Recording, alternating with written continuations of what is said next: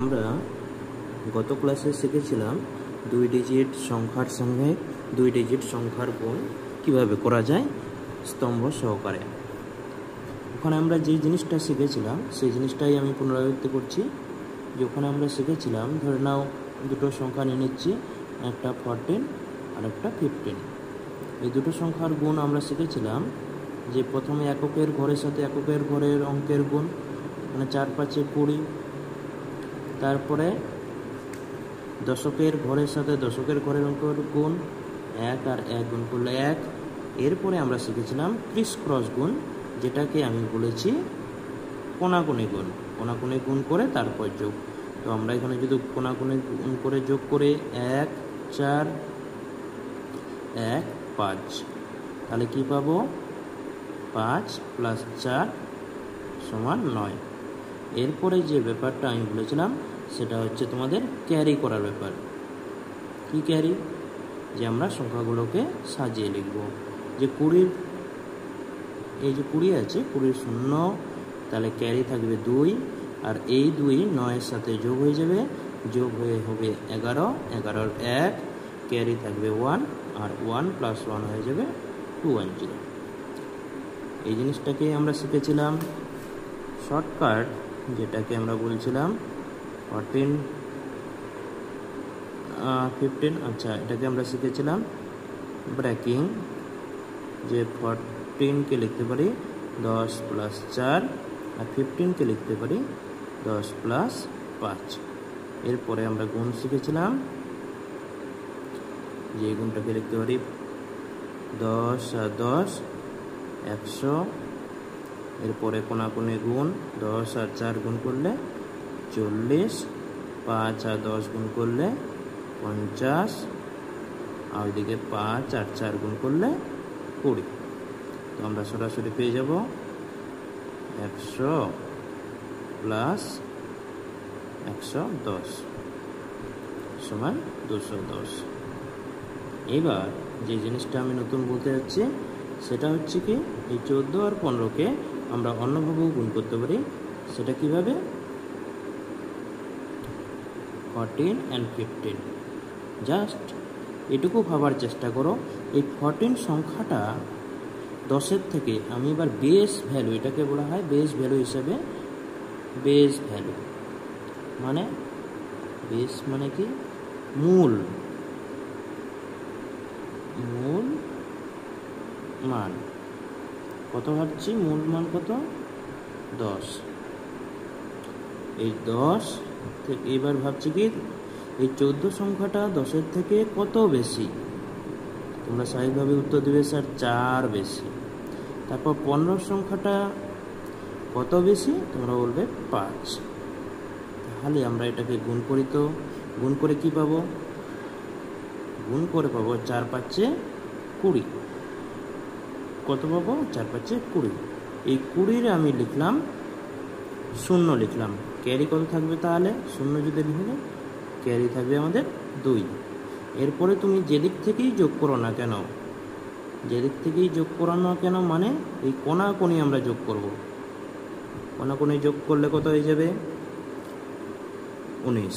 আর কেউ যদি এদিক থেকে করে, মানে এই দিক থেকে করে, তখনও কিন্তু দেখো 19। আর ক্যারি কত ছিল? 2। 19, ক্যারি হচ্ছে 2। 19 আর ক্যারি 2, তাহলে কত হয়ে যাচ্ছে? 21। তাহলে আমাদের 210। এখানেও একটা নতুন জিনিস শিখলাম, যে মূল ভ্যালু কত নিয়েছি? 10। আমরা সহজ কিছু উদাহরণের সাহায্যে অঙ্কগুলো করার চেষ্টা করছি। এর পরবর্তীকালে আমরা কিছু এর থেকে বড় সংখ্যা নেব, যেগুলো মনে হবে যে কঠিন সংখ্যা। তোমরা যেগুলো বলবে সেই সংখ্যাগুলোকে নিয়েও আমরা কাজ করব। আমি জাস্ট গুণের পদ্ধতিগুলো তোমাদেরকে কিভাবে করলে সহজে বোঝানো যায় বা তোমরা বুঝতে পারবে বা অন্যদেরকে শেখাতে পারবে, সেইগুলো নিয়ে আলোচনা করছি।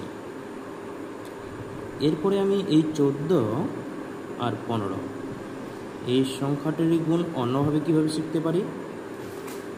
এই সংখ্যাটারই গুণ আমরা শিখতে পারি যে তুমি এগুলোকে লিখো এইভাবে বক্স আকারে।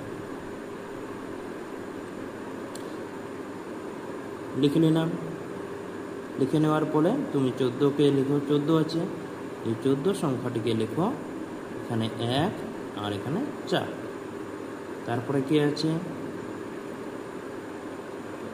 তারপরে আছে 15। 15 সংখ্যাটিকে তুমি লিখো, এখানে লিখো 1 আর 5।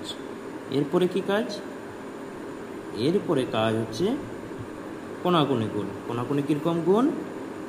যে এই 1 আর এই 1, এই দুজনকে গুণ করলে কি পাবো? 1। এই 1 আর এই 4 গুণ করলে কত পাবো? 4।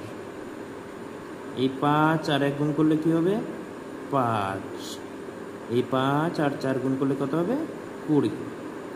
জাস্ট আগে যেভাবে আমরা শিখছি পদ্ধতিগুলো মোটামুটি একই জিনিস বলতে চাই, উত্তর তো সবারই একই আসবে, কিন্তু ট্রিক্স কিভাবে কাজ করছে, হ্যাঁ, বা অন্য পদ্ধতি আমরা কিভাবে বলছি সেটারই উপর অঙ্কগুলো দাঁড়িয়ে আছে।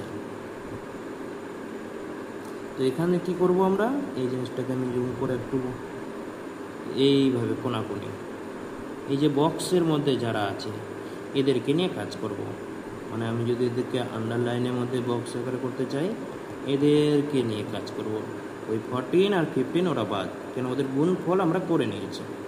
এখানেও আমরা লিখব কি 20 0, তাহলে 0 লিখে দিলে ক্যারি কত থাকবে? 2। 5 আর 4 যোগ করব, যোগ করলে কত হয়ে যাবে? 9। ক্যারি আছে 2, তাহলে কত হয়ে যাবে? 11। 11-র 1 হাতে কত থাকলো? 1। ওই 1 এই 1-এর সাথে যোগ হয়ে যাবে কত? 210। আমরা একটা নতুন পদ্ধতি পুনরায় শেখার চেষ্টা করলাম, 14 আর 15। হ্যাঁ, এই দুটো সংখ্যাকে গুণ করলে কত হবে? 210। জাস্ট এখানে আর একটা জিনিস আলোচনা করে ফেলি, সেটা হচ্ছে অন্যভাবে কিভাবে করা যায়। কিভাবে করা যায়? এই 14 আর 15 জাস্ট যে যেভাবে বলে তার উপর আমি তোমাদেরকে জিনিসগুলো শেখানোর চেষ্টা করি। কীভাবে শেখানোর চেষ্টা করতে চাইছি? যে 14, এই 14-এর প্রথমে সংখ্যাটা কত আছে? 14। 14কে তুমি লিখো, 14-এর প্রথমে 1, তো একটা লাইন লিখো লম্ব বরাবর। তারপর কত আছে? 4। এই 4টাকে এদিকে লিখো 1 2 3 4। এরপরে কত আছে? এরপরে সংখ্যাটা আছে 15। এই 15 সংখ্যাটা আছে, তাহলে 15 প্রথমে কি আছে? 1, তো এটাকে তুমি লেখার চেষ্টা করো 1, এই চলে গেল। তারপর কত আছে? 5, তো 5 এদিকে লিখো। 5টা একদম হরাইজন্টাল লাইন। হ্যাঁ, 3 4 এই 5, জাস্ট 5টা হয়ে গেল। এরপরে কি কাজ? এরপরে যে কাজটা আমরা এই অঙ্কটা করলাম, পূর্ববর্তী অঙ্কে যে অঙ্কটা করলাম, যেভাবে করলাম ঠিক সেভাবেই আমরা ওইখানে কাউন্ট করব। কি করব? জাস্ট ধ্যান দিবে সকলে। আমরা করব প্রথমে এইটুকু কাজ, তারপর এই যে কোনাকুনি বরাবর কি করব? যোগ। তারপর সিঙ্গেল, এই যে জয়েন্ট পার্টগুলো আছে বা কতগুলো গিট আছে সেগুলোকে কাউন্ট করব। তো আমরা এখানে স্বাভাবিকভাবে কি দেখতে পাবো? দেখো দেখি কতগুলো গিট আছে। 5টা লাইন আছে, 1টা 2টো 3টে 4টে। হ্যাঁ, এরকম করে 5টা করে আছে। তাহলে তোমরা অবশ্যই দেখতে পাবে জয়েন্ট পার্ট কতগুলো আছে? 20। 20 কত লিখলাম? 0। 20 কত লিখলাম? 0। ক্যারি কত থাকলো? 2। এখানে দেখো, আচ্ছা এখানে একটু দাগটা এরকম হয়ে গেছে। এখানে কতগুলো পাবো? এখানে পাবো 5টা, আর ওইদিকে কত আছে? 4টে। 5 আর 4 9, আর 2 যোগ করলে 11। 11-র কত লিখবো? 1। তাহলে 11-র 1 লিখেছি। ক্যারি থাকবে কত? 1।